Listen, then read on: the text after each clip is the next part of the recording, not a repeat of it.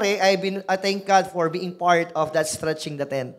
Alam ko po, ang mabibigkas ko po ngayon ay hindi po sa akin. Because it is a divine appointment.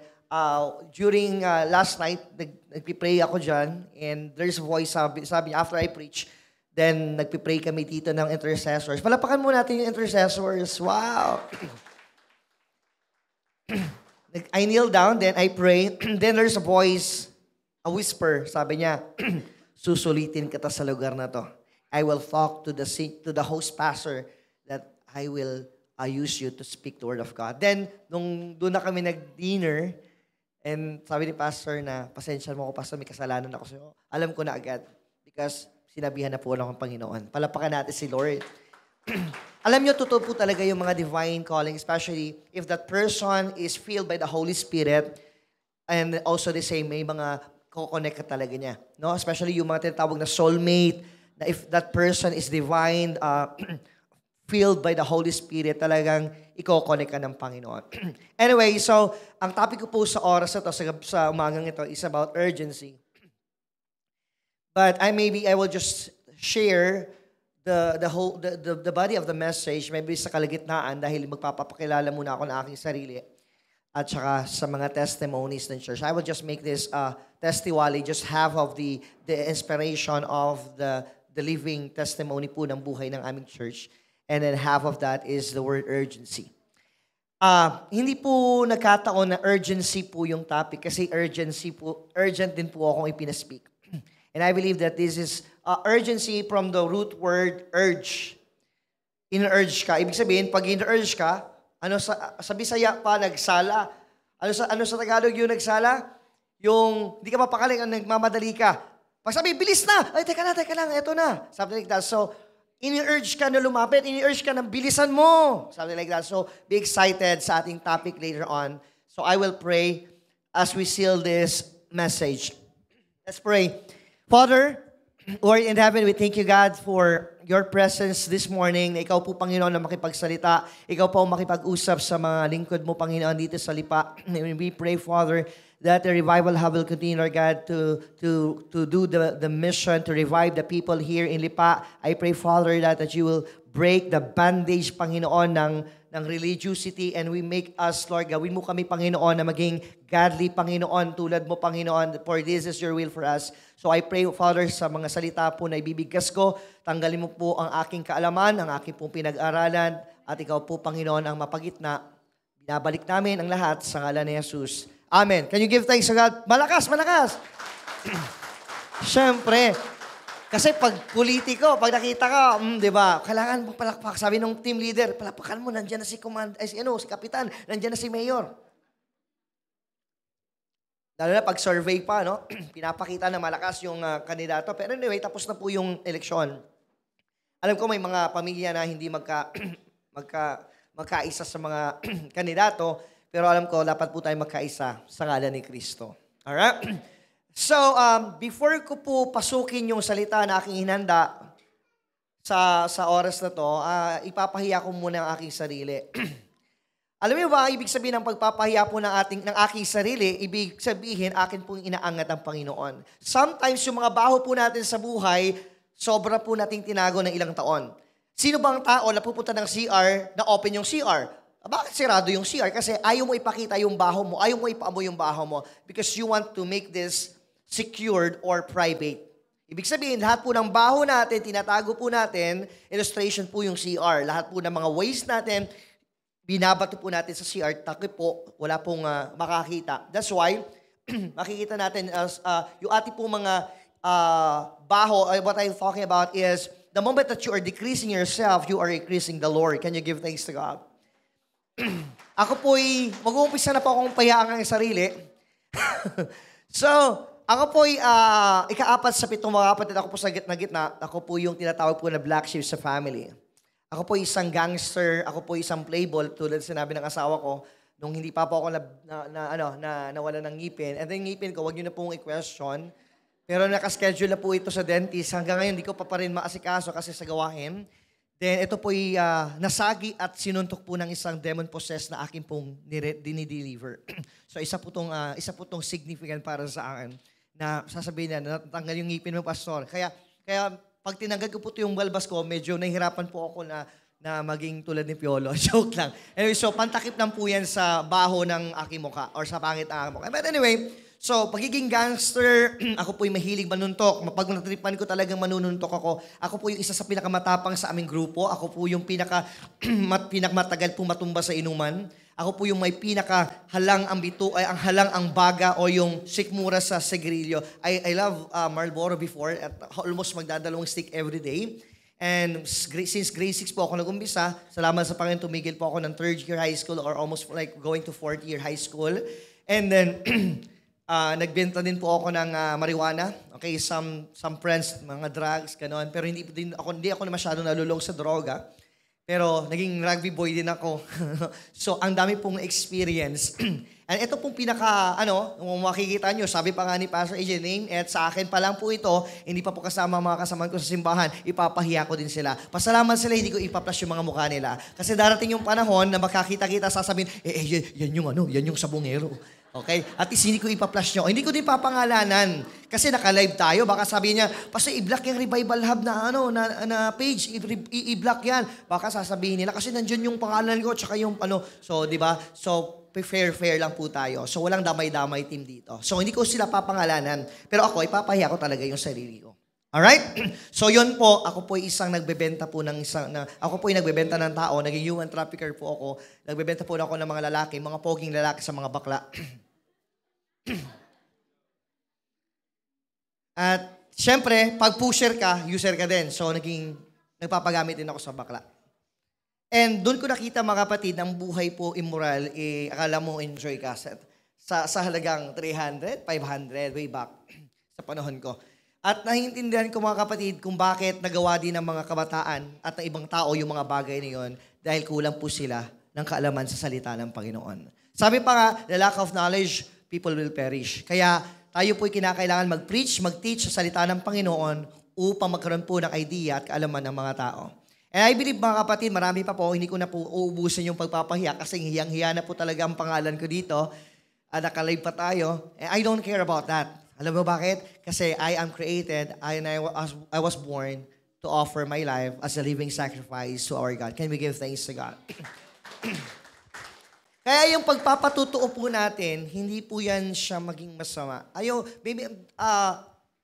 Bago ko po pasukin, another thing is just a short background. Ako po ay nakapag-aral ng dalawang Bible school. Then, nakapag-aral din po ako ng universalism. So, universalism, yung ligtas po ang lahat. Wala na pong impyerno. Nakapag-aral din po ako ng Calvinism, yung once save, always save. And marami po mga theology na aking pong pinag-aralan. So, dumating sa punto na nag-pop up po yung knowledge ko at inaway ko na din yung papa ko na pastor, dinibati ko po siya. I felt that I am better than him.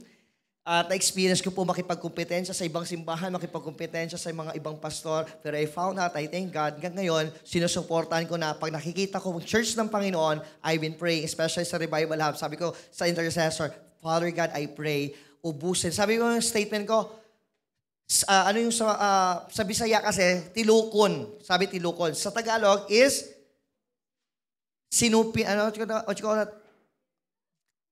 Bisaya, tilukon. Sa Tagalog is ubusin. Yung parang walang matira.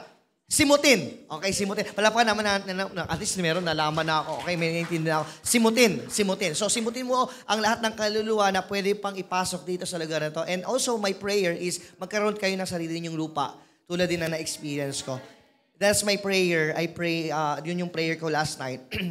Para mas ma-maximize po yung gawain. May church para sa children. Meron po mga discipleship may ibang offices po yung mga. So, yun po aking prayer sa church na to. Okay? So, and then after that, pumasok din po ako ng isang university. Undergrad lang po ako. So, pinasok ko yun, hindi para mag-aral. Pinasok ko po yun para makapasok lang talaga sa university para makapag-campus. Because yung university po na yun, hindi ko napapangalanan, isang sikat sa amin. Yung university na yun is puro po madre, puro po katoliko. So bawal po yung campus ministry. So ginawa ko, nag-enroll ako, pumasok po ako doon sa, naging estudyante po ako, naging kaklase ko po yung mga membro ko doon sa university na yun. So sabi ko, huwag sabihin na pastor ako. Okay, pastor. So So, naging secret agent po ako sa university na yon. Okay? So, nagpakunyari po ako na walang alam. Tapos, nabagsak po ako sa RE. Kasi sabi ng question, tinanong ko sa questionnaire, sabi niya, ilang book po yung sa Bible? Sinagot ko 66. May apocrypha naman yung Katoliko, so mali ako. No? So, marami sila. So, yun po yung nangyari na-experience ko po na naging campus minister din po ako. And also also a world mission missionary. So, actually, last month ko lang nalaman na meron na pala kaming missionary na Korean dito sa somewhere here in Lipa. So bibisitahan ko siya mamaya. So last month ko lang nalaman, almost 1 year na siya dito. So may meeting kami tomorrow sa NAIA. And I'm so excited sa gagawin pa ng Panginoon sa iba't ibang lugar na akin pong aabutin. At thank God na nasulit po talaga yung vacation ni Zach. Si Zach po ay ihahatid lang sana namin dito. And doing some meeting with the World Mission missionaries. So, and then ngayon nakapag-speak ako ng 2 araw sa inyong church. Palapakan natin si Lord. Para mabilisan, ako po'y ordinaryong tao. Ako po'y simpleng tao na naghahangad po ng mapag-isa po ang mga lingkod ng Panginoon at makikita-kita po tayo sa araw sa ulap pagdating ni Kristo. That's why the moment that I kneel down and I pray, Father, I pray na hindi man kami magkakilala ng mga tao dito. One day, magsama-sama tayo sa alapaap pagdating ni Kristo. Yun po yung desire. I'm so excited po. Kasi pina-experience po ng Panginoon sa akin ang maging isang masamang unbeliever at maging hambog na Kristiyano. At napatunghayan ko na po na wala pong silbi ang pagiging hambog na Kristiyano at pagiging worse na unbeliever, kundi maging mapaggumbaba na tagapagsunod ni Kristo. Palapakan natin si Lord. Alright, so papahiya ko din yung mga kasamahan ko sa church bago ko pasukin tong topic ko. Konti lang. Yung sabi pa nga ni Pastor AJ, some of them are prostitutes. Yung makikita mo, di mo pa sila na-doctrinate or di mo pa sila na-pag-aralan, hindi po ba inutus yung mga doktrina about sa pananamit. Nagbago po na kanilang mga pananamit dahil po nakikita po nila sa majority. Alam niyo ba kapatid, sabi ng Biblia, do not conform into the pattern of the world. Alam niyo ba yung sabing conform, malaki po ang hatak ng confirmation ng isang tao sa majority. Yung, remember, may mga prostitute, some of the prostitute na pumasok doon, sobrang revealing pa yung kanyang pananamit. Hindi ko siya sinaway, hindi ko siya pinagalitan. Ang nangyari sa kanya ay pagkasusunod-sunod ng mga linggo nagsimba siya, nagbabago na. Meron parang evolution, yung parang unggoy. So, gradual, nakikita yung hanggang meron na, hanggang medyo pataas na, something like that. So, alam ko, nakikita ko na may pagbabago dahil nakikita niya sa karamihan. Kaya wag niyong maliitin mga kapatid yung attendance mo. Kasi yung attendance mo nakaka-epekto yan sa mga bagong mananampalataya sa pag-grow nila. Palapakan naman natin yung mga nagpapatuloy. Huwag niyo isipin na wala kang, ayun man ako, MC Jan, di naman ako ganito, wala naman akong ano dyan. Opo lang naman ako. Alam mo ba, malaking tulong ka po kasi mas na-inspire po yung preacher mag-preach pag nandyan ka po nakaupo. Palapakan natin si Jesus. Sa kwento, sino po nakakaalam yung kwento about doon sa yung summary story ng Shaolin Soccer? Okay, Shaolin Soccer, familiar sa atin, ano?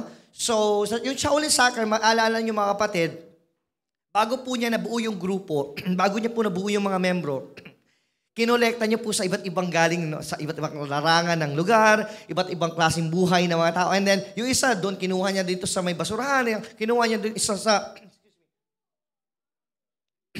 dito sa ganito, isang panday, ang isa ganito, ang isa magnanakaw, ang isa lasenggero. So kinuha niya at binuo niyang grupo, yun sila naging Shaolin Soccer. Alam niyo ba, ganun din ginawa ni Kristo? Na lumapit siya sa mga mangingisda. Sabi niya, halika dito, sama ka sa akin. Punta naman siya dito sa mga nagbibilang ng buwis. Halika dito. So parang ganun po na nangyari kay Kristo. At sa church din po namin, parang ganun din po nangyari. May isang araw na naghanap po ako ng motor, second hand na motor, para lalagyan ko po ng sidecar pang service po sa church, pang hakot po ng mga membro. And then nabilan ko po is sa bungero, sobrang lulong sa bungero kasi then sobrang lahat ng mga manok niya panalo. Okay? So, nung pumasok ako, binili ko yung motor nila, pumunta ko ng bahay nila, and then nalaman nila na pastor kasi hindi masyado ako nagpapakilala ng pastor, lalo na pag transaction. Pero nag-open po si Lord ng opportunity na nakilala nila ako. Sabi ko, pastor po kasi ako gagamitin namin sa gawain para makatawad. Di ba? Ganun. Minsan gagamitin yung pagiging Kristiyano para makatawad ka, no? Pwede makatawad ng 5,000 para kasi pang church naman, no? Sige, no. Di ba? Ganun, nagiging advantage, di ba natin, no? Hindi naman yan personal use, gamitin naman yan. Donate ko naman yan sa church. Ibig sabihin, sige na, patawad mo na ako. So, tinawad. So, ganun pala yun. So, pinatawad ako kahit wala akong kasalanan. And then, in-invite ko sa simbahan, pagpunta po nila, lumalim po ang kanilang relasyon sa Panginoon at binago po siya ng Panginoon. Palapakan natin sa Lord. Meron po kaming, bibilis ako, may mga members po kami sa church, one of my pastor, one of my associate pastor, isa po siyang Laico worker, isa po siyang parang pare ng Katoliko, alam niyo yun? So, isa po siyang associate ko, meron, one of my secretary, isa pong madre, di ba? 9 years po siyang madre. Actually, debotong Katoliko po talaga siya, no?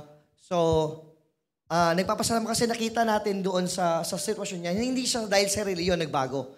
Okay? Dahil sa mas nakilala niya si Panginoong Hesukristo. Alam niyo bakit? Kasi it is not about the religion eh. No?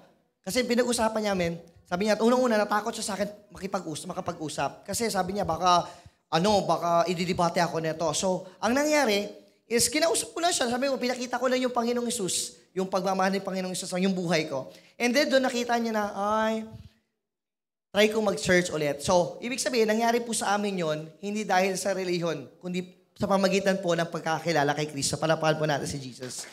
Okay, lahat naman po tayo galing po sa ganung mga reliyon. Hindi po tayo na-convert or nagbago, kundi na-upgrade lang po yung ating kalaman na mas lumapit po tayo kay Kristo. Kaya, I encourage everyone na mas bigyan po natin ng importansya yung ating pong relasyon sa Panginoong Hesukristo. Amen? Regardless of your religion. Amen po ba? Palapakan po natin si Jesus. And then, yun nga, mga drug addict, may drug addict din hanggang ngayon, may drug addict akong bagong dinidisciple.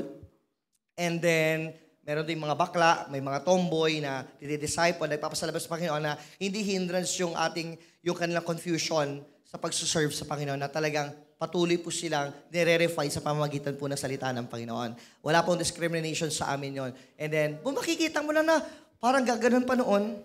Tapos bigla na medyo tumitigas na. Patigas na. Medyo ganito na sila. Di ba? So, ibig sabihin yung transformation pala hindi magic kasi ang Diyos po hindi magician. Siya po yung Diyos, puno po siya ng procedure.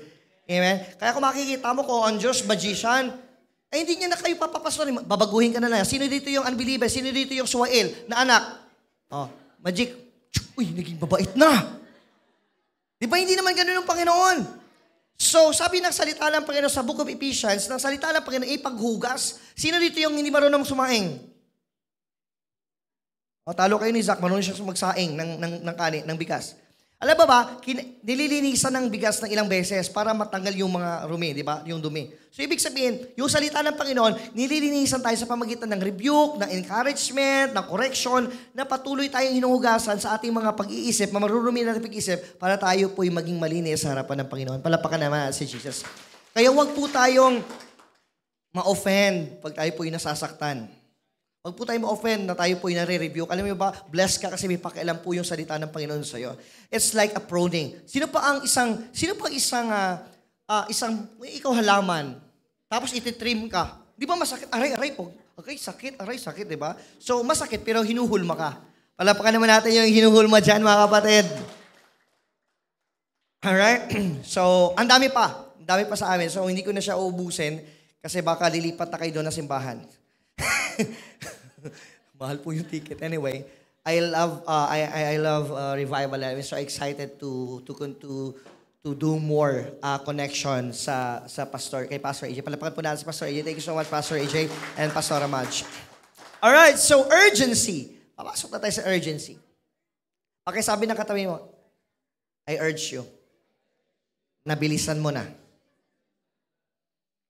Alright, so, yung sabi ko nga kanina sa Shaolin Soccer, pumunta po sa iba't ibang lugar hindi ko kilala kung sino yung artista na yun. So, Stephen Chow, no? So, nag-gather po siya, si Stephen Chow.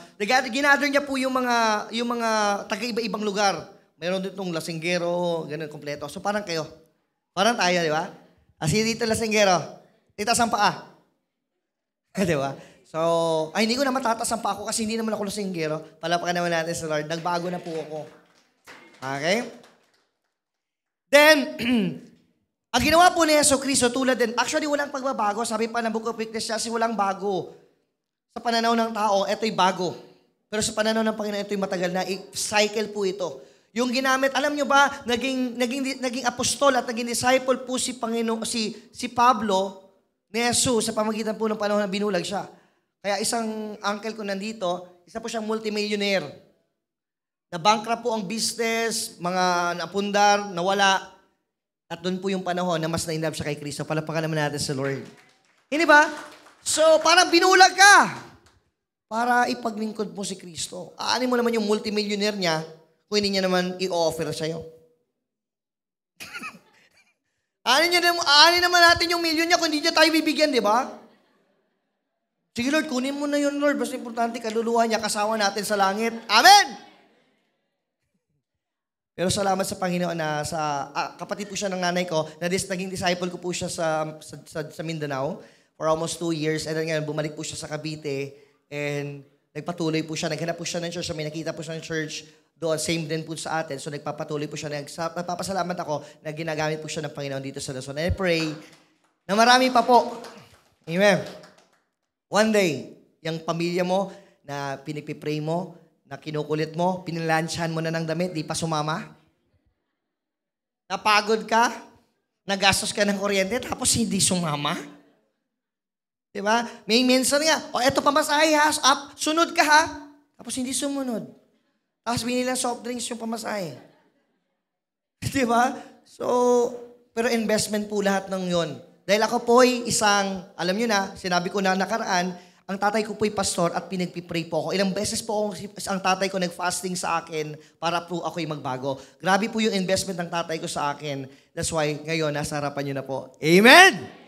Kaya wag po kayo mag-aatubili or wag po kayo mag-hesitate na ipagpatuloy po yung ginagawa ninyong investment sa prayers at sa inyong pong pag-reach out sa inyong mga mahal sa buhay. Dahil, alam nyo ba, napakasarap kaya nung mag-worship, napakasarap kaya nasa kay Jesus ka. Tama? So, parang ganito, para sino dito yung nakapanood ng magandang pelikula sa sinihan?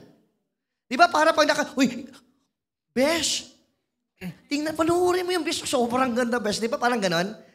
Di ba, parang ganon? So, ganun gawin mo. Sister, magsimba ka, sobrang sarap doon mag-worship. I tell you, I promise you, sister. Kulang lang kayo sa effort eh. Kulang sa effort, sasabihin mo, bro, punta ka sa church, sama ka sa amin. Hindi effort yan. Hey bro, punta ka sa church, marami doon maraming pagkain doon.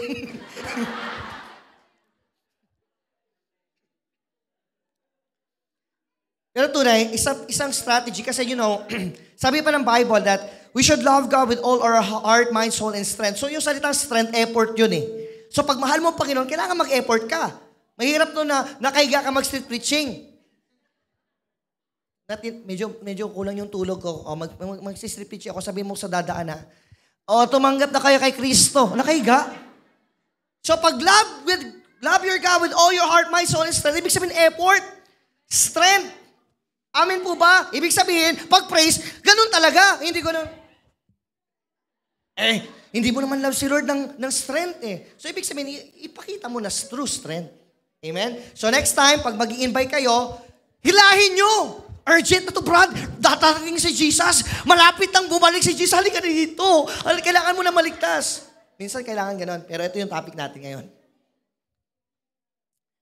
In the book of Matthew chapter 25, makikita po natin dito sa Matthew chapter 25 verse 6 yung salitang urgency. Sa context po na to, tinatalakay po dito yung pagbabalik po ng Panginoong Yesus sa pamagitan po ng parable ng virgins. And sabi ng Biblia, na ang pagbabalik po ni Jesus ay tulad po ng magnanakaw sa gabi. And a question of mine here, kung babalik si Kristo, tulad ng isang gabi na mabibigla ka at masusurprise ka, bakit sa kwentong ito merong alarm clock? Hello? At midnight, the cry rang out, here's the bridegroom, come out to meet him. So, ibig sabihin, merong paalala. Merong, hurry up, come on, let's go. Nakikita niyo? So, kung darating si Kristo, ang pagbabalik ng Panginoon, tulad ng isang magnanakaw, na sobrang silent sarap matulog ng umaga, kaya yung magnanakaw, alam nila yung oras nila. Naka-experience ako, before ko patuloy, niligo kami sa isang resort, medyo, tapos yung resort pala na nun, sobrang dami na palang nanakawan. Kasi yung ibang magnanakaw sa dagat dumadaan, tapos lahat ng laptop ng mga laptop, cellphone, bag, nakaw. So, yung kapatid ko, first night, kasi 3 araw sila doon, kami doon, pero ako, sumunod lang ako ng pagkahuling araw. Eh sabi ng kapatid ko, merong magnanakaw na magnanakaw sana. Sinigawan ko at sila tumakbo. Naiwan nila yung kanilang mga pansaksak. So, delikado. So, nung dumating ako doon, di kami natulog ng kapatid ko. Nandun ako sa sasakyan ko, nakahiga. Siyempre, pag sasakyan, sobrang sakit. Kailangan mo talaga i-adjust yung mo. So, may init. Kasi hindi mo pwedeng paandar yung makina. So, konting lang, yung electric pa na di-charge.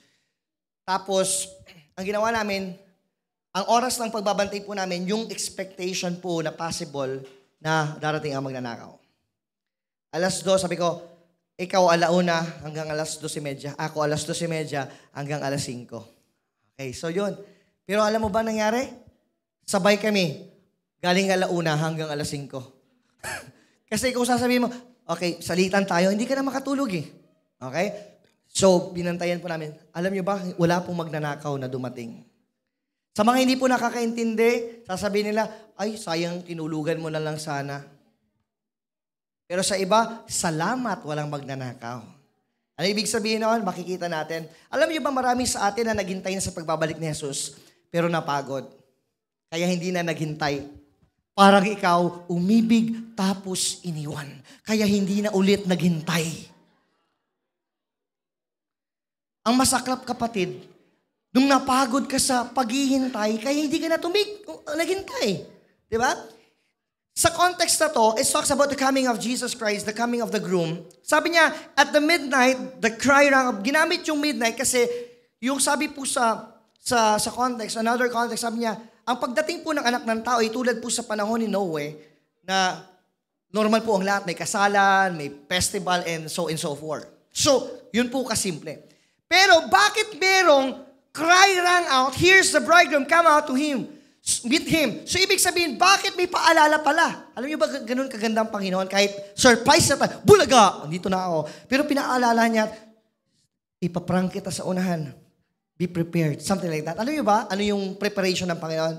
Ito po yung signs and the wonders in the last days.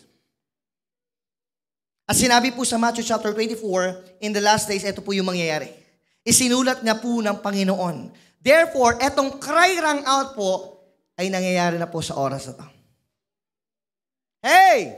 Church! Revival Hub!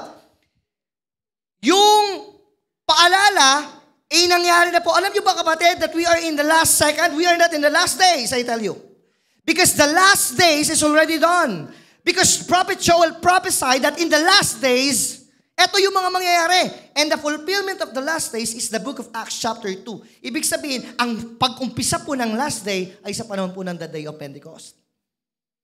Therefore, this generation is the last drop anytime darating po si Jesus. Ganito kasimple. If you understand that we are in the last drop, anong gagawin? Di ba? You will become in the movement of urgency. And I believe, church, the moment that there is an urgency in your family, urgency in the church, iba po ang apoy na ma-experience mo. During pandemic, sinarado po ang aming church. At lahat po kami, sabi sa isip, last days na to. Kahit pinagbawalan kami ng tanod, kahit hinuli kami ng tanod, kahit pinagbawalan kami ng barangay kapitan namin na magsimba, kami po'y nagsamba 3:00 ng umaga. Gumapang po kami para po kaming panahon ng mga Hapon. Alam niyo yung panahon ng mga Hapon, yung umaga tayo, KKK. kain, kain. So, yung parang revolution. So, ang ginawa po namin, yung mga motor po ng mga membro, doon po pinark sa malayo, tapos punta po kami ng church, dandahan po kami. At nag-worship po kami sa madaling araw. Para pag alas 5, uwian na po kami. Kasi yung ronda po ng alas 6 na po. Kita mo, ibig sabihin, ikaw nga, alas 7:30, late ka pa. Pero pag urgent, yung calling, ang bilis mo, on fire ka. Tama ba? Kasi ibig sabihin, nawawalan po tayo ng apoy dahil nawawala po yung urgency sa ating puso. Sino na-experience ito? Bilisan mo na, malilate na tayo. Ay, eto na. O, eto na nga. So, ibig sabihin, the moment na may nag-i-urgent sa'yo, nag-i-urge sa'yo na bilisan mo, mas binibilisan mo yung galaw mo. And I believe the moment na itong paalala, yung nag-cry rang out, ito po yung isang pagpapakita that ito po yung mga signs and wonders, lindol, gera, at lahat po ng mga nangyayari, isa po itong papapakita na malapit na pong dumating si Kristo. For almost 1,000 years is like a one day for Him. Ibig sabihin, nandito na po talaga tayo. Kaya minsan napapayak, hindi minsan. Every Sunday, sabi ko, ayokong mag-worship service na hindi ko iiyak. Kasi excited ako. Kasi, sino dito yung excited sa birthday niya? Kasi may papalit yun, yung nanay niya. Hindi nyo maalam, every birthday po natin, nagsaselebrate tayo, happy. Hindi mo maalam, nababawasan ng 1 year yung buhay mo. Ibig sabihin, malapit ka na sa hukay. Excited ako mag-40. Yay! Pagtingin mo doon sa una, konti na lang pala. Pangtanghali na pala ako. Kasi yung punto. Yung mga bata, elementary, gusto maging binata. Pero yung matatanda, gusto maging bagets. Katakita naman sa lahat sa forma, di ba? Pag may umidad na, actually sa church formahan ko talagang formal na formal. Naka-insert, naka-long sleeve, minsan naka-coat. Dito lang ko nag-forma kasi biyahe. Hindi ko in-expect na magpipreach ako eh. Kaya medyo bagets, no? Para binata, no? Anyway, church, ganito. In verse 7, then all the virgins woke up and trimmed their lamps. Tama ako, no? The moment na merong urgency, talagang may galaw. Maraming street preachers. Tama? Wala doon sa kwarto natulog.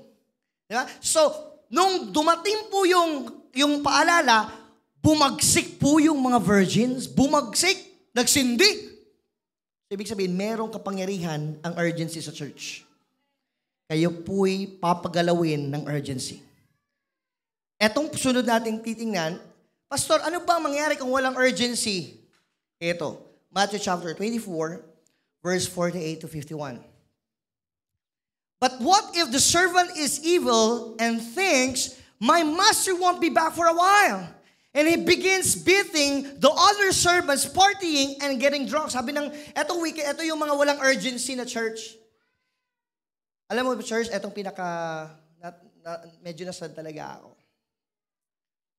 Kasi sa church po namin, way back 2021, sobrang dami na po namin. And then almost half of us were divided. Divide po kami. Almost mag-stop po ako sa pagpastor. Kasi every week may lumalabas sa church. May nagpapaalam, pastor, maglilipat na po ako ng church. And that's the moment that I was so frustrated, I was so depressed. At I'm so sad until now. Alam mo bakit? Kasi yung nahati po yung church namin, ang nilipatan po nilang doktrina is wala na pong second coming. Wala na pong urgency. Wala na pong impyerno. Ibig sabihin, ano pang effort mo mag-street preaching? Wala namang impyerno. Wala namang palang impyerno, pastor. Tigilan natin to. Gusto mo yun? Yung isa pinakasad ko, mga kapatid. But this revival hub will give you the urgency to stand with your feet and shout that Jesus is coming soon. But the wicked servant, sasabihin niya, matagal pa naman. Sinabi na ng lolo ko yan. Hindi pa naman hanggang ngayon. Tanong ko sa'yo, yung lolo mo hindi man naabutan si Jesus. Yung lola mo hindi man naabutan ng second coming. Pero tanong ko sa'yo, buhay pa ba sila? Yung mga namatay na una. Ibig sabihin, the second coming of Jesus and the day of your death is almost the same. Mamamatay po tayo. At 3 beses sigurado mamamatay po ang tao. Number 1, sa sakit. Pangalawa, sa disgrasya. Pangatlo, sa katadaan. Regardless saan po dyan, mahuhukay at huhukayin at ililibing po tayo sa hukay. Therefore, if you don't have that kind of urgency, this church will become cold. And the Bible says, many will grow cold. Listen. The Bible says that many will grow cold and the wickedness will become rampant. Because the moment without urgency, you will become cold. But the moment na church merong urgency, oy kapatid, preach Jesus is coming soon. Preach repentance. Then, the fire will consume us from heaven. Can we give thanks to God? Alam niyo yung 10 virgins, yung 5 virgins na full, alam niyo yun? Okay pa naman tong oil ko, matagal pa naman yung pagdating ng groom. Kumpiyansa masyado. Pero yung wise virgins, kung dapat kumpleto, pupunta ka ng MOA, tapos gasolina 100 lang. Di ba? Pastor, sabi kasi ng pastor namin, faith daw. Wow. Alam mo yung makina po, 3.2, yung makina ko kasi, alam mo pastor, 3.2 V6. Yung 10 litro, nilalamon. Kaya nibago ako doon sa bias ni Uncle, pagdating dito 1.5, pabalikan pa. Yung akin, 2.5, isang punta lang dito. Sabi niya, mayaman ka pastor, ang lakas ng kain ng gasolina. May-ari ka siguro ng gasolinahan. Gusto ko man palitan, pero wala akong pampalit. Sino dito mayaman? Baka gusto niyong palitan. Anyway, church, the thing that I want you to understand this morning is, kung ikaw po'y nag-iisip na matagal pa po si Kristo, nagkakamali ka po. Dahil ito po yung nangyari. Can I ask you illustration po? Ano pangalan mo? Okay, doon ka po sa dulo po. Thank you so much. Exposure, no? In-expose nyo ako, expose din kita. So, for example, ako po si Jesus. Every step ko po, palapit na po ako dumating. Okay? Tapos ikaw, magsistep ka din padandahan. Okay? Padandahan yung step mo. Pero sabi kasi ng Bible, 1,000 years are one day to God. Ibig sabihin, gagamitan na natin ng velocity to, gagamitan natin ng physics konti. O, di ba? Nakakaintindi po ba kayo? So, ibig sabihin, yung galaw po ng Panginoong Jesus sa kanya pong coming is mabilis kasi 1,000, one day na sa akin yung 1,000 mo. So, ibig sabihin, yung step mo, parang ganito lang yung step mo. 1 year, 2 years, 3 years, 4 years. Ganun lang ha? So, akin, 1,000 year is 1 day. So, ibig sabihin, yung velocity, yung speed ko mabilis. So, ang distance, kalimutan ko na yan. Kasi hindi mo ko nag-aral masyado ng ganyan. So, alam niyo na yun. Okay, ano yan? This speed over distance, something like that. Okay. So, kasi 1,000 sa akin yung araw nyo, 1 day na sa akin, ibig sabihin, ang galaw ko, ganun. Diba? So, mahina o mabagal. Sige, 1 na. 1, 2, 3, go. So, ibig sabihin, alam mo na mabagal yung buhay nyo dito, mabagal pa yung galaw mo. Hello! Alam nyo na nga, 1,000 partida na sa Panginoon, 1,000 sa iyo, 1 day lang sa akin. Ang bilis ng galaw ng Panginoon. Kupad ang galaw ng tao. Tapos babagalan nyo pa. Hindi ba kayo nagpipray? Hindi ba kayo nag-street preaching? Hindi ba kayo nag-evangelize? Amen po ba? But because of the word urgency, lahat po tayo, kahit ordinaryong nag-upo dyan, magkakaroon ng pamamaraan upang i-share ang live ni Pastor AJ, upang i-share ang salita ng Panginoon, ibahagi sa palengke, ibahagi sa lahat ng lugar. Because urgency. Isang beses na ako mamatay, isang beses lang din ako mabuhay. Kaya doon ko din nakita, kapatid, hindi po ako evangelista, hindi po ako street preacher, pero nung dumating po kami dito, I preach sa aeroplano. Kaharap ko pa po yung madre. Kaharap ko pa po yung mga Muslim sa likod. Nag-preach po ako sa airplane. At alam mo yun ba? Na-amaze po sila. Kasi kahit madre sila at mga Muslim sila, ako po yung formado doon na parang artista na may concert na nag-preach. Palapanan ba natin si Lord? Hindi, dapat sila yung magtatayo doon na siyempre naka-uniform, di ba? Naka-forma. Sa pananamit mo, alam ka, hindi naman ako nakatakin doon na, uy, pastor yan, bishop yan. And the word urgency pushed me to stand and preach the Word of God. Alam ko po, yung Revival Hub, nagkaroon ng revival dahil po sa urgency. Amen? Yung sabi pa ni Pastor AJ sa kanya mga testimonies, yung mga demonyo palalaya sa mga may sakit pinagaling dahil alam po nila that we are in the last days. That always put it in our hearts and our minds that we are in the last days. Kailangan po nating bilisan. Huwag po tayo magpatulog-tulog. Huwag po tayo magpabebe. Siguro may mga baguhan pa dito, pasintabi sa inyo, pero sinasabi ko sa I encourage you, hindi aksidente nandito ka ngayong umagang ito. Pastor, hindi naman ako marunong magsalita. Doon ka sa support, yung offering mo, malaking bagay na yan. Alam mo bakit? Kasi ang Word of God, libre. Pero yung gastusin sa evangelism, yung papaprit ng tarpaulin, yung gasolina, hindi libre. Kaya huwag mong sabihin, ang church ay pera-pera. Dahil ang salita ng Panginoon, libre. Pero lahat ng galaw mo, bibili ka ng kaping barako, papainit ka, kuryente, tubig, sobrang lamig dito, 4 pa ng split type, klaking kuryente yan. Palapakan naman natin si Lord. Kaya sa mga supporters ng church na to, bumbahi pa! Sa Bisaya, bumbahi pa! Sa Tagalog, itodo mo pa! Ay, hintayin ko mag-support si siya naman yung magandang trabaho, ako dito. No! If you have the urgency, if the supporters will todo, if itotodo ng mga supporters yan, yung mga preachers, yung mga street preachers, mas totodo!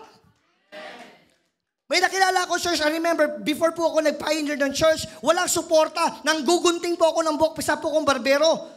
Nakakapag-ipon po ako. Lahat po ng iniipon ko, pambili ko po ng gitara, pambili ko po ng kortina, pambili ko po ng gamit sa simbahan. Because I am so passionate and I know, sinilagay sa kukote ko ng mga pastor ko at ng mga teacher ko sa Bible School na malapit na dumating si Kristo. Kaya todo mo, kaya tinodo ko.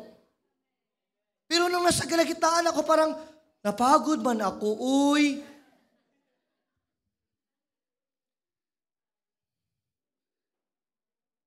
Tinudo ko na.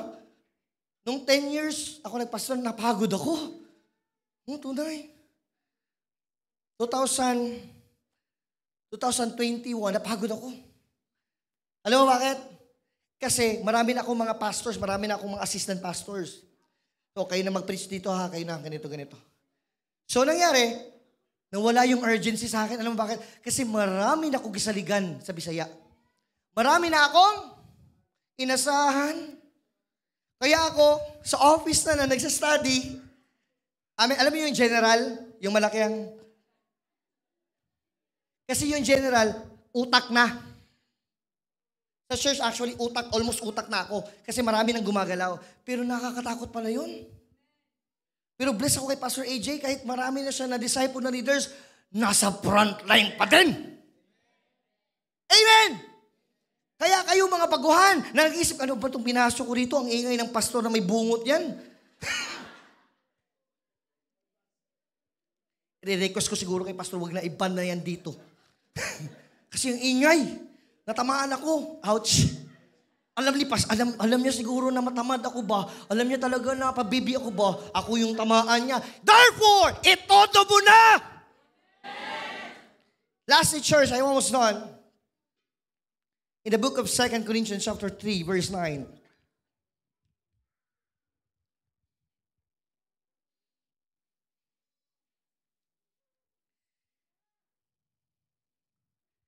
Second Peter chapter 3, verse 9. Maybe some of you, sino dito yung kasi yung wicked servant, sabi niya, ang tagal pa man, uy. Bisaya. Ang tagal pa naman ni Jesus. Sabi ng lolo ko, namatay na si lolo ko. Wala pa man si Jesus. Sinabihan ako ng tatay ko, wala pa din. So, napagod siya.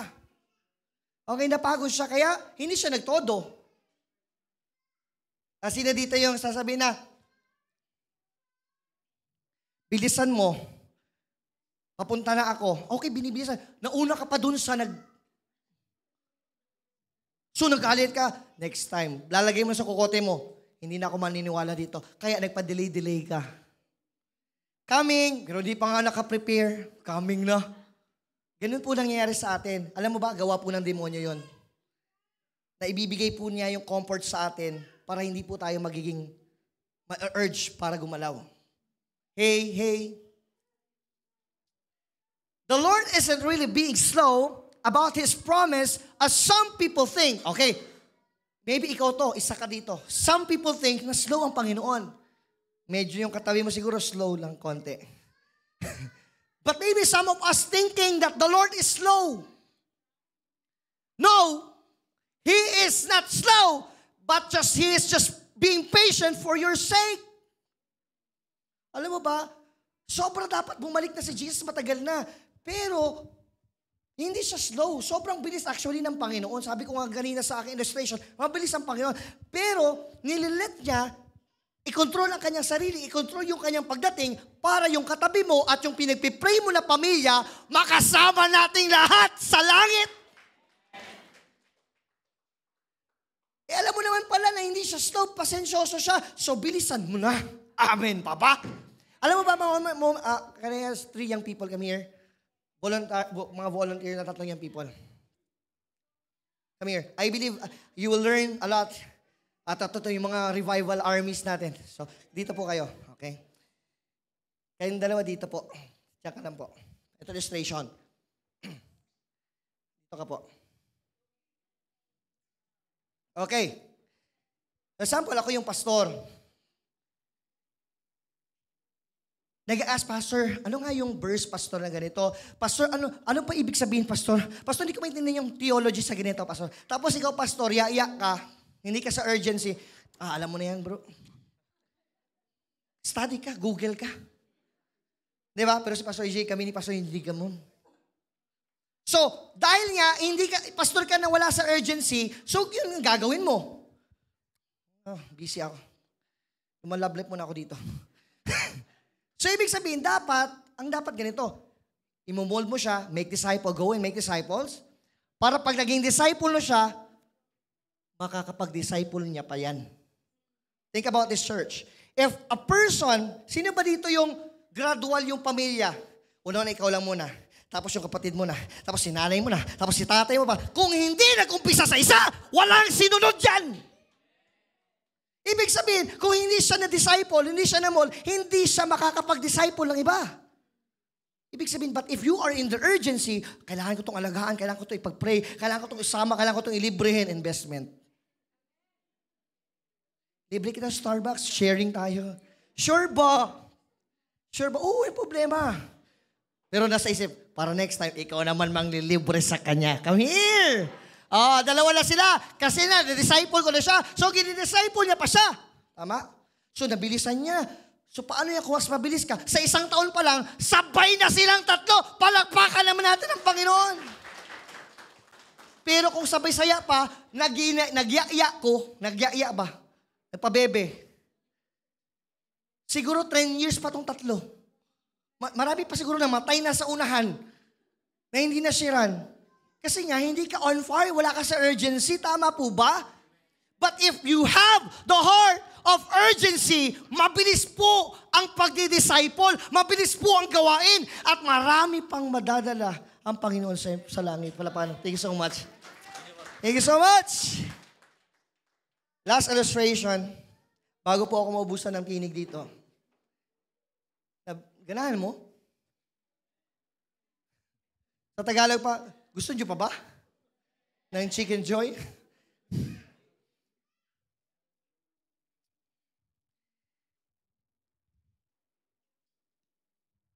The Lord is being patient for your sake. Ibig sabihin, each one of you, the Lord is talking, each one of us.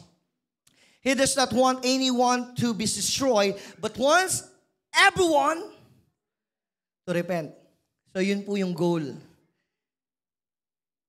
Sa ano pa papakyawin ng Diyos? Gusto ng Diyos pakyawin yung pamilya mo. Pero dahil napagod ka sa pag-pray, napagod ka sa pag-reach out sa ate mo, sa kuya mo, sabi mo, pakialam ko sa inyo, bahala kayo, may impyerno kayo. Ginawa ko naman ang lahat. Ni-reach out ko na sila, nilibre ko na sila. Nagpabuot-buot pa ko, nagpabait-baitan pa akong kapatid. Bahala kayo, may impyerno kayo, bantay lang kayo. Huwag ganun. Dapat maging pasensyoso tayo tulad ng Panginoon that He is not slow, but He is more patient. Kahit pinersecute ka. Ito, persecutor ko din ito noon. Ano yung bata ni Nining, nagpastor-pastor yan? Yung pastor-pastor, parang parang kotse-kotse. Parang joke. Parang kunyari-kunyari. Kasi hindi niya naiintindihan yung panahon. Amen? Pastor-pastor. But I just want to thank every one of us sa illustration na to. Sino nakasakay ng aeroplano? Siyempre, lahat. Halos. Pero si Zach, first time ni Zach. Kaya memorable sa kanya. Eto, according sa aviation, yung aeroplano po, pag maglalanding na po siya, pag nakikita niya po, marami pa pong mga tao, marami pa pong mga balakid sa runway. Ang gagawin po ng aeroplano, iikot yan. Bubelo. Okay, for example, this one. Merong nagtanga-tangahan doon na empleyado. May nagkape doon sa runway ng empleyado. For example na lang, merong nagtongit doon sa runway ng empleyado. Merong nag-inuman sa runway ng empleyado. So, ang gagawin ng aeroplano, ay, ang tagal yung matapos dyan. 2 ikot. So, umalis na yung nagtutongit. Ay, kayong mga nagiinom dyan. Yung nagbabar dyan, tagal naman nilang bumaba. Ay, tagal naman nilang umalis. Yun po yung prinsipyo ng verse na to. Pinapatagal po ng Diyos na maglanding kasi marami pong masasagasaan. Illustration na naman. Can I ask 4 people? Dito sa entablado po natin. Gagawin natin ASAP to. ASAP ba? Ibig sabihin urgent, as soon as possible. Kayo naman, kala nyo naman yung ASAP na Dito, 4 po. Alright. Yes. Sige, dagdagan mo pa. Doon kayo. Eto. Yun. Ano kayo dito? Compress kayo dito na side. Compress kayo dito na side. Alright. Okay. Compress kayo. Okay. Magdikit na kayo. Kayo na bahala. Okay, ganyan. So, ganito. Yung aeroplanong in-illustrate ko parang si Panginoong Hesus. Na paglalanding po siya, na hindi pa po nagbago tong sabongerong to, itong sinungaling na to, itong lalakero na to, itong babaero na to, itong sugarol na to, paglalanding na po ang Panginoon, masasagasaan po silang 5. Pero kung si Pastor AJ po, Pastor, come here. Dito, Pastor. Para makita namin, may 2 gwapo doon, di ba? Dahil sa ginawa ni Pastor AJ, nawin niya to, alis na kayo dyan. Alis na kayo dyan, lalanding na si Jesus. Ikaw, ano tawag ko sa iyo noon? Ikaw yung sabongero? Halika dito. Sabongero, ikaw dito. So, ikaw yung hindi nag-submit sa Kanya, hindi ka naniwala sa Kanya. So, pagdating ng Panginoon, ikaw yung madidisgrasya. Kaya alam mo ba, ang salita ng Panginoon, puro urgency. Alam, yung kwento po thank you so much. Ang kwento po, tatapusin ko na ito, baka hanggang bukas tayo.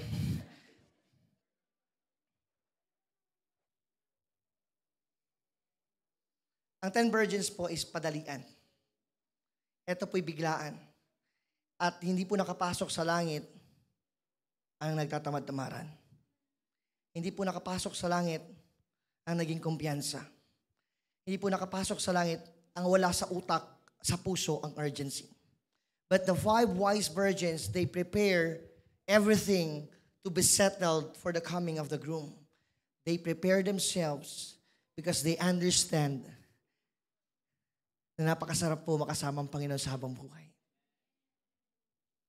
As I close this church, can I ask the worship team,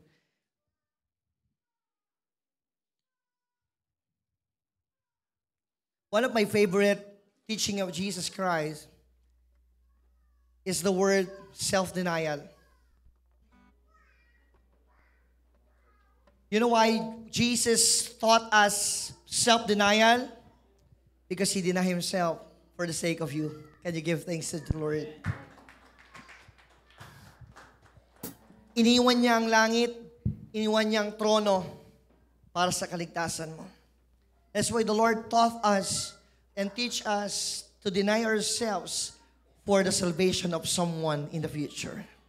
Alam niyo ba kapatid, if you have the heart right now, if you have the concept or perspective right now, na etong urgency, alam ko isang beses na ako mamamatay, isang beses lang din ako mabubuhay, di ko alam kung paano ako mamamatay, sa disgrasya, sa sakit pa, o sa kahit anumang bagay, pero importante alam ko, habang nabubuhay ako, magpapagamit ako sa Panginoon dahil alam ko sa sarili ko na ang aking buhay isang binhi na lalago tulad ng isang gubat na maraming tao ang makakapagbenepisyo sa prutas, sa aking puno o sa aking kahoy at sa aking paglililim sa aking as a shelter and everything. Therefore, church, sino man dito ang naniniwala na kasama mo ang Panginoon sa oras na to, palakpakan naman natin si Lord. Sino man dito yung napagod ng lamig, na-experience, you can play, na-experience sino dito yung naka-experience ng lamig? Taas na kamay, be honest. Yung medyo naka-experience na lamig, you're so blessed. Actually, malamig ako kahapon. Pero during the time na nag-preach ako, nanginit ako. Ibig sabihin, tama yung sabi ni Pastor Ahmad sa Coronadal, sabi niya, the more na nagpapagamit ka sa Panginoon, the more nahasa ang init ng apoy ng Panginoon sa buhay mo. The moment na tumitigil ka, nagpapahinga ka, kay tayo darating ang panahon, mapupurol ka at titigil ka. And this is the best thing for us. Sino man dito yung mga bago, parang hindi pa maintindihan yung aking pinag-preach at aking pinagsasalita, sinasabi ko sa inyo, yung tanong na yan sa utak at sa isipan at puso mo, yun yung pamamaraan ng Panginoon upang bumalik ka sa susunod na araw. Dahil hindi lahat sa atin sabay-sabay maging ranggo ng lieutenant. Hindi sabay-sabay sa atin maging general. Because the Lord is God a process and procedure na ipinapakita niya na nauugnay niya po ang lahat sa pamagitan po kanyang perfect will because the Lord is God and He is the Lord of all lords. Can you lift up your hands? Can we stand with your feet, church? Dito po sa lugar na to, kinausap ng Panginoon.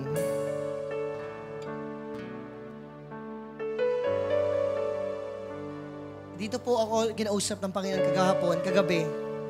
At sabi niya, susulitin kita sa araw na to. Isusulitin kita sa Revival Hub. And then pagtayo ko, siya po magiging host sa araw na to.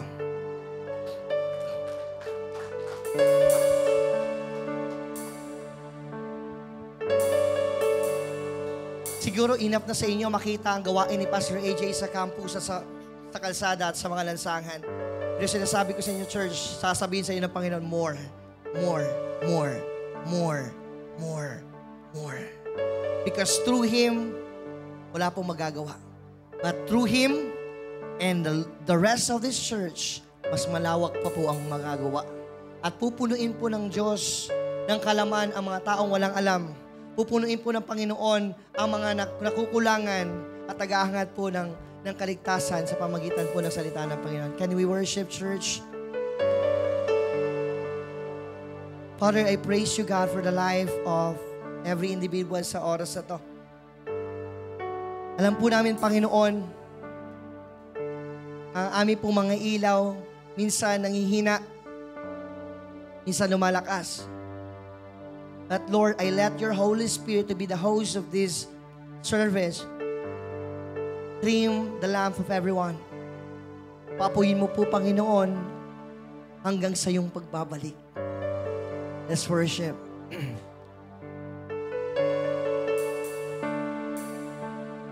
Oh Diyos, Come on, let's worship, church.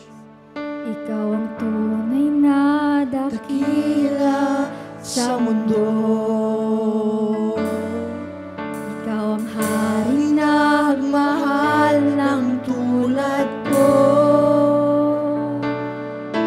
Ginawa mong lahat, pag-ibig mo ay tapat at wagas. Sing mo more. O Diyos, wala nang papantay sa kabutihan mo.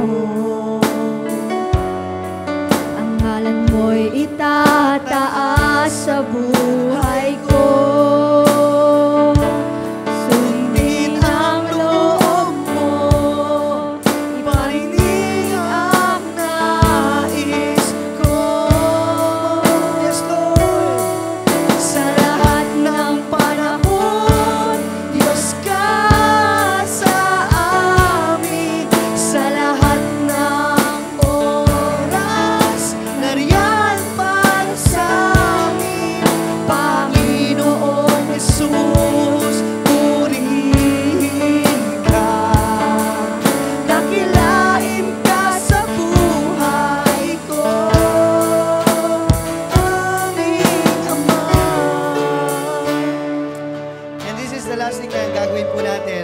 Kung maalala niyo pa po yung ginamit ng Panginoon na mag-reach out sa iyo, lapitan mo po siya at magpasalamat ka. And this is a time for you to pray for that person na ginamit ng Panginoon sa buhay mo.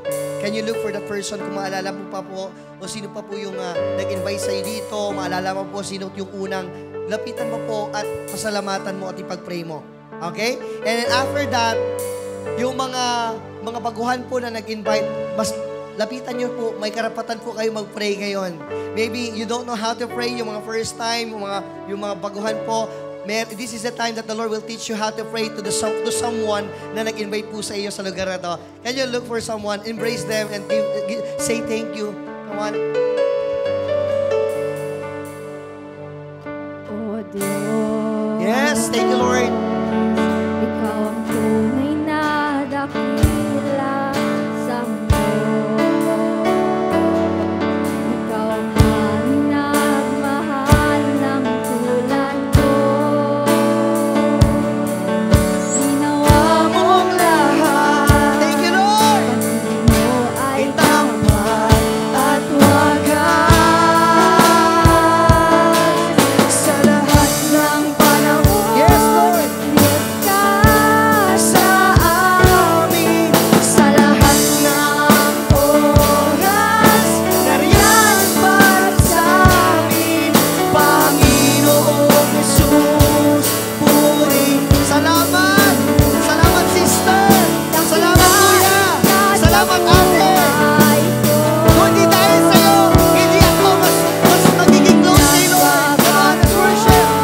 Diyos ka sa amin, sa lahat sanlibutan, nariyan para sa amin, Panginoong Jesus, maghari ka. Magliwanag ka sa buhay ko,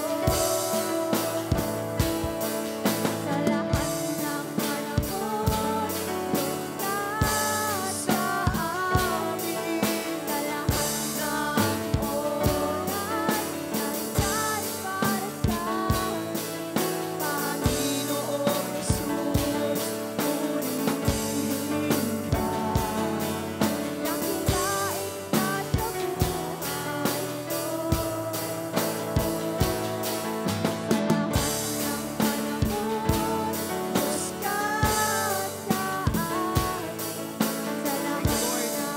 Worship you, Jesus.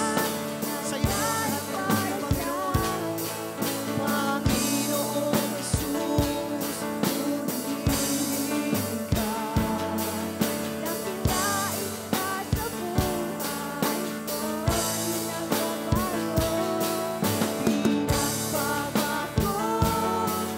ka. Panginoon, Diyos ka po sa bawat isa sa lugar na to. Nariyan para sa amin, Panginoong Jesus, maghari ka. Magliwanag ka sa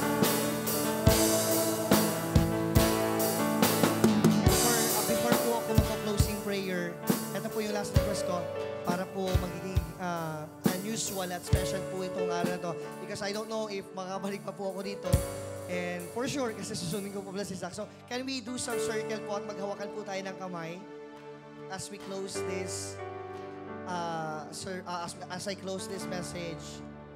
Alright, so maghawakan po tayo. Hallelujah. You know, church, grabbing someone beside you saying, meron pala akong tatrabahuin. Meron pala akong pakialam sa buhay ng taon to kasi buhay pa pala ito nakakahawak sa akin. Itong hawak ko ngayon, ito ay minsan naging mahina na ako ang ginamit mo ng palakas sa Kanya. Minsan ito din gagamitin mo, Panginoon, na ako ay maging malakas sa panahon na ako ay manghihina. Amen po ba? So, I pray na sa connection, sa cycle po natin, sa circle po na to, na maybe the demon or Satan wants to destroy our relationship. Magkakaroon man ng away yung anak natin, gagamitin yung mga sitwasyon na yun para magkaaway din yung mga parents. Magkakaroon po ng problema na persecution at saka magkakaroon po ng inggitan sa mga hanay po ng pamilya, hanay po ng bawat young people. But this time, before po ako before ko po ibibigay yung microphone, this is the thing that I want to pray. And I want to release the breaking of this kind of platform of Satan and his blueprint to destroy some relationship na nakikita ko po na ito po'y ginagalaw na ng demonyo ngayon. I don't know what's going on here, but this is the thing that I felt na meron pong ginagawa po ang kalaban na sinisiraan po yung relationship ngayon. Maybe some of you hindi mo na po siya pinapansin kasi na-offend ka po sa someone or medyo something na iinggit ka po dahil mas mahal pa po siya ng yung ganito or mas inuunawa po siya ng yung pastor. And this is the time before po ako magko-close, I want to break these forms of the enemy to destroy this church. But then I will declare unity at pagkakaisa po sa bawat isa. So while you're grabbing, pray for that person beside you.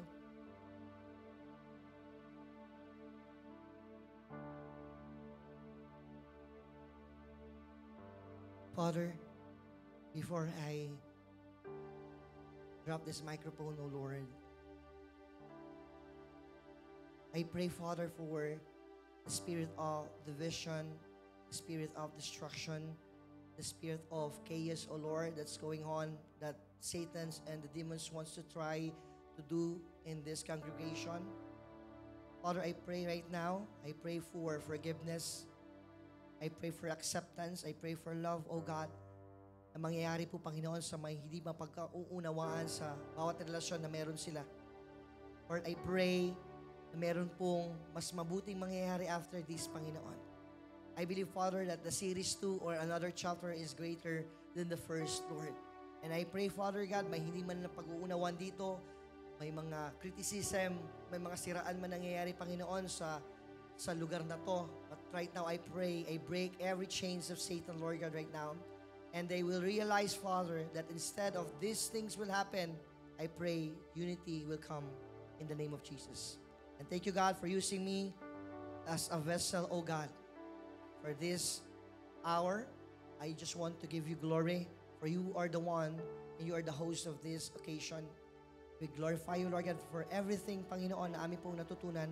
I pray for all the seed, Panginoon, na ito po'y lalago, ito po'y magiging sanga, ito po'y magiging puno, at ito po'y, Panginoon, magiging isang forest o isang kabundukan, Panginoon. And praying, Father, na sa aming pong pagtatahak sa susunod na araw, we pray ng pagmamahala ng bawat isa, bawat kapatid sa lugar na to, ay mas lalago at mas lalaki sa ngalan ng Ama. Binabalik namin ng lahat sa ngalan ng Ama, ng Anak, ng Espiritu Santo, papuri, parangal sa ngalan ni Jesus. Amen at amen. Salamat po. Amen!